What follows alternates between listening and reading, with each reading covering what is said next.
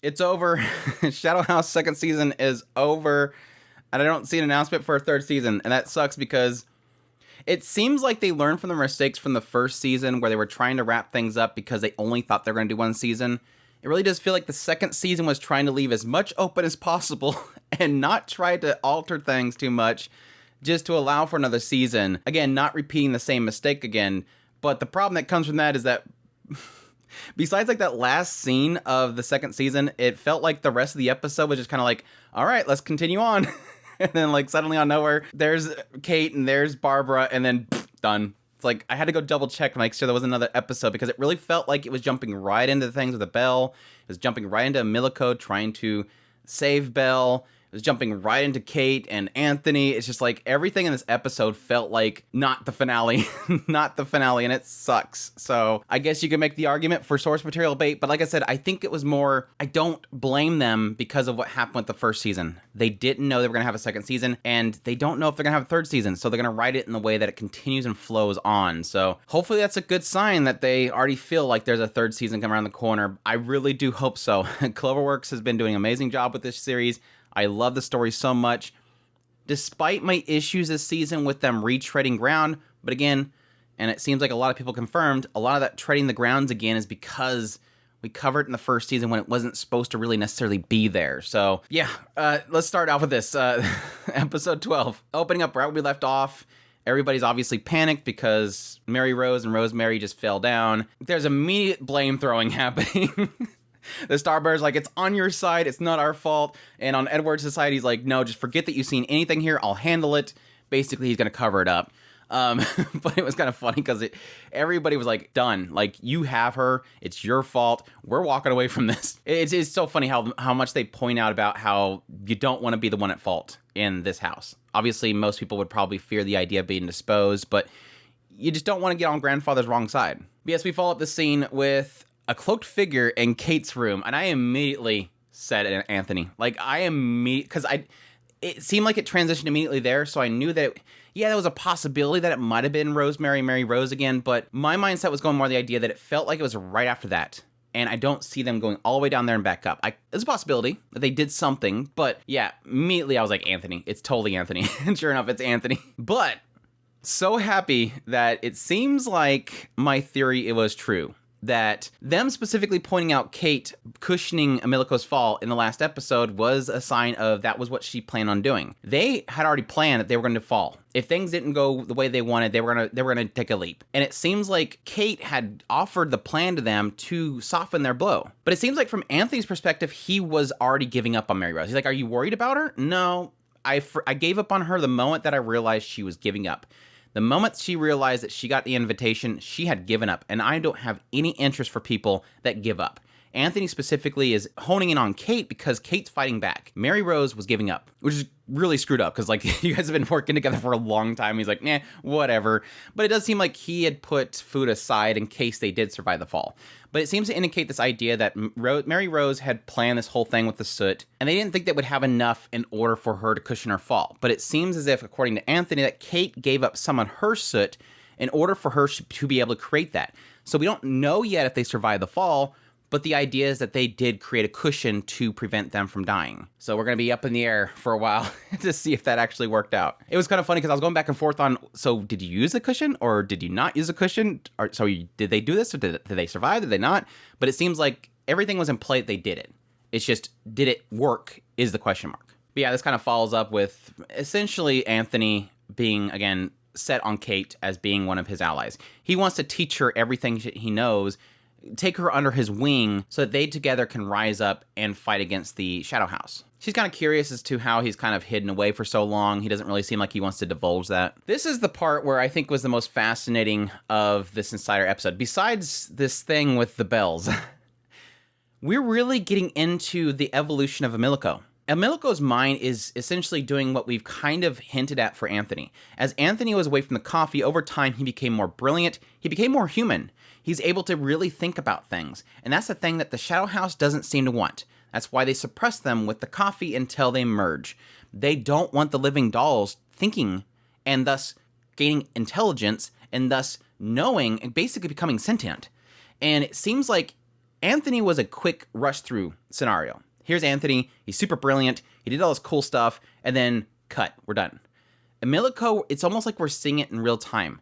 We're seeing Emilico slowly and slowly evolve as she starts to think about things. Technically, right now, we're getting her realizing freedom and the suffocation that she's facing right now. She's doing her daily routine over and over and over again, and she has all these worries around her, and yet she's sleeping in the middle of the night in this dark, closed room. Everything is piling on top of her, and she's becoming worried. She's becoming suffocated. And thus, she's starting to desire the coffee. She's actually getting to the point where she's like, I almost wish that I could go and get the coffee so I don't have to think about this stuff. What's the point in thinking about this stuff? And it's not until Kate, it was really cute, Kate decides to clean the room for Emilico so they can both sit down and drink coffee and everything together. And it's like that point where Emilico is realizing, oh yeah, I've kind of forgotten the whole point of all this stuff. I've been thinking in the mindset of a living doll. She apologized, like I was thinking about drinking the coffee. I shouldn't be thinking about this stuff. And then Kate's like, no, you should be. You're a human, not a living doll. So it's interesting to me, honestly, because this entire time we've always painted Emilico as sunshine. She's the positive. She's the Genki. She's happy. Everybody else deals with the troubles. Everybody else suffers. Emilico's always been just a bright person. Now we're finally almost seeing her being broken down. And I'm really curious to see if that shows like this a massive growth for Emilico as a character, going from just being Genki girl to her being somebody that's really having to struggle and think about concepts. And that goes into the whole effect when we get into them becoming team leader. She has the duty to protect Belle. She doesn't want to lose anybody else. She's lost too many people. She lost Rosemary. She lost Rum. She doesn't want to lose anybody else. So despite the fact that Belle seems like a lost cause, Emilico will do anything she can to save her, because unlike everybody else that just sees her as a failure, dispose of her, she's holding us back. Even Mia's saying that. She does not want to let her go, because Emilico's the only one in that room that really understands that saying dispose of her is killing a human being, and she doesn't want that. But yeah, additionally, just the fact that she now essentially is getting a glimpse of the life outside of the Shadow House. She's having dreams once for the first time ever since she came there. And those dreams are of memories of her past life, looking out this window to sunshine, the bird flying away.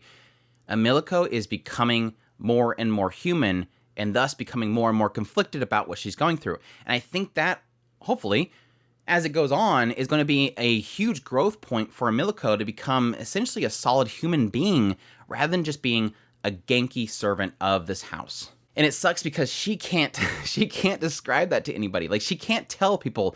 You're all complacent with the idea that this girl is going to be killed. That's not a good thing. But yeah, I'm getting like super ahead of myself. At some point, they did have the assigning of the new leaders, because obviously Mary Rose is gone. And the big focus here was that, yes, Kate ended up becoming the leader of that team, which makes Sarah really mad. But additionally, they brought in Isabel and then said that Mirabelle and Isabel are both joining Team 10. Now, here was the weird thing, because Sarah immediately thought they were joining to become team leaders because they're loved by the Starbearers. But no, they said specifically, Isabel's here, Belle's gonna join too. Mirabelle is absent because Mirabelle's living doll is being disposed of. And it didn't dawn on me right here. I was like, well, how does that work? Like, why is Mirabelle still in the team when her living doll's gone? And it wasn't until later on when Emilico basically reveals that she's been cleaning her room, that in fact Belle, this one Belle, is now essentially the living doll of both Mirabelle and Isabel.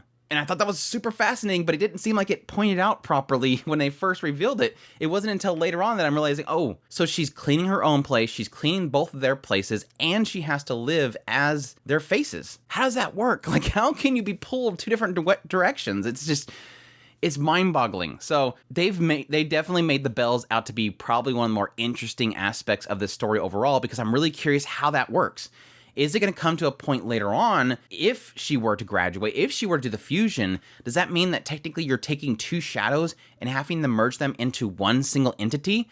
Because they've been essentially they're twins. And so they're always kind of, working together almost in sync. So it makes me believe that in a grander scheme of things, they would probably want to allow it to happen and to see if the fusion works. Like, just, let's try it. Because she could possibly have the power of two shadows in one living doll. And it's, like I said, that's the stuff that like gets me completely intrigued by this storyteller and the weird little things they do when they're playing with all these people. So yeah, we get a little bit of a montage with Emilico trying to be the leader that she needs to be. Obviously, if she fails, it looks bad upon Kate. So she's trying really hard to make it happen. Belle doesn't want to come out because she's just, as Emilico puts it, worn out. Not that she... At first, it seemed like she was afraid because obviously she did not want to go back to the stupid pipes. So it's like, no, we're not going to take you to the pipes. It's okay. But over time, it seems like Emilico is pointing out that it's more of a thing that she's exhausted. So Emilico is trying to essentially make up for that loss. And thankfully, Lou is like totally on board with it. It seems like Mia is a little bit apprehensive because, again, Sarah's mad because Kate's the leader and not her. So it's a little bit of a jealousy fight, but at the same time, Emilico trying really hard to make it happen. And that eventually leads to the scene with Barbie getting really mad, saying it's basically her fault. If she can't handle it, she has to be disposed of. Your team fails, it's going to look bad upon Kate. And again, that's when Emilico's like, I'm not going to lose anybody else. I'm not going to lose anybody else. Oh, it was such a good scene. Oh, Emilico, I feel so bad for her. Like, again, this entire episode has completely changed my perspective on Emilico, and that's what sucks about it being the last episode is I'm really getting excited for what they'll do with this story going forward. Again, what's going to happen with the Bells? Of course, what's going to happen with Anthony's a huge one as well. If we will see Mary Rose again. We're still waiting to see what happened with Shirley and Rum.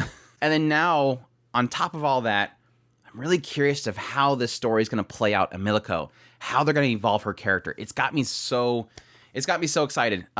If I don't hear about an announcement for another season here soon, it's going to be very difficult not to jump in this one. Along with Call of the Night and everything else that I'm saying, then I'm going to check out the source material now.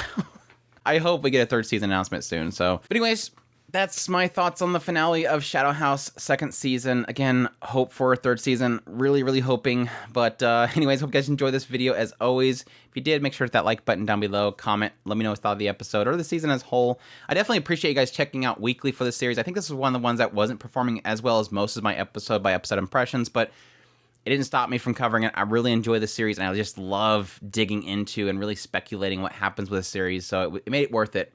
But I thank you guys for joining me on a weekly basis for that. I hope you guys will stick around, subscribe to the channel, and get my next seasons of coverage that I'm going to be doing. I'll also be doing a review of this series if you want to check that out. As always, if you want to support the channel more, we have a Patreon link, a tips link, and a super thanks button down below. I greatly appreciate everybody's support. It means a lot to me, and y'all take care.